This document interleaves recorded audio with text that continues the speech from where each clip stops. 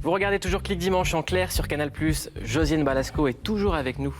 Vous êtes à l'affiche de La femme rompue de Simone de Beauvoir. Ça a démarré le 15 février pour 30 représentations exceptionnelles.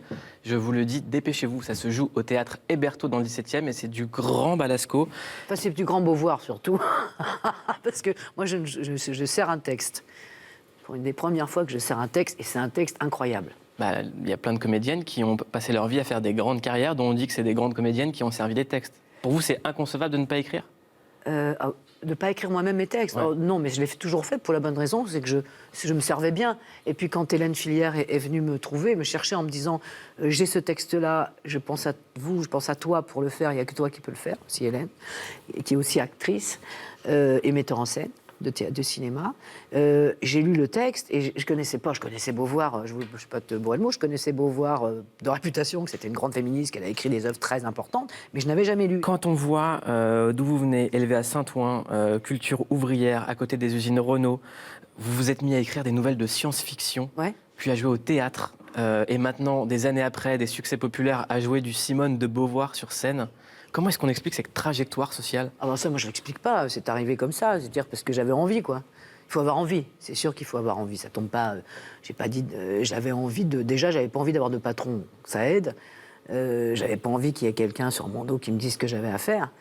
On a toujours quelqu'un sur son dos qui vous dit ce qu'on a à faire. Mais c'est quelqu'un qu'on a choisi, c'est quelqu'un qu'on apprécie. Quand Hélène Filière me dit ce que j'ai à faire, je suis très heureuse. Quand un metteur en scène au cinéma me dit ce que j'ai à faire, je suis heureuse aussi.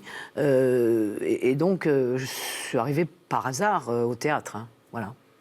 Bande du Splendide, Après, il y a eu la Bande du Splendide. Et tous les cartons qu'on connaît. voilà, sans qu'on s'y attende, à vrai dire. Et puis, nos films sont devenus, au fur et à mesure des années, des rediffusions des films générationnels que tout le monde a vus au moins une fois dans les familles.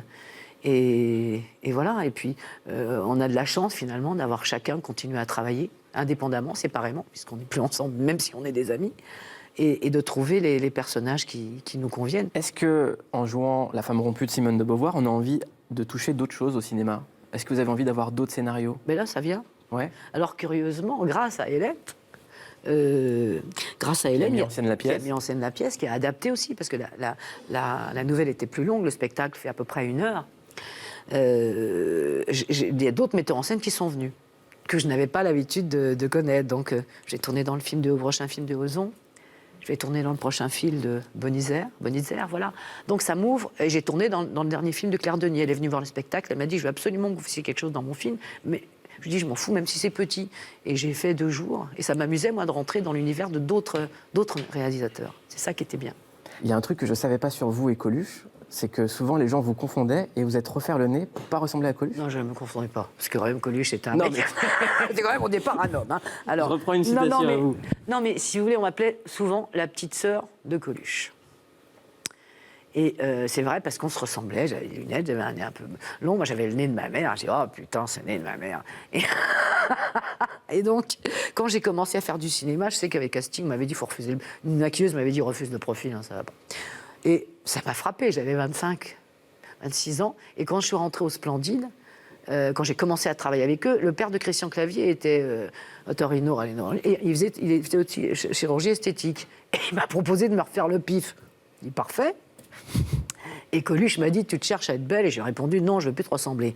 Alors, mais parce qu'on avait l'habitude de se vanner très fort. Voilà.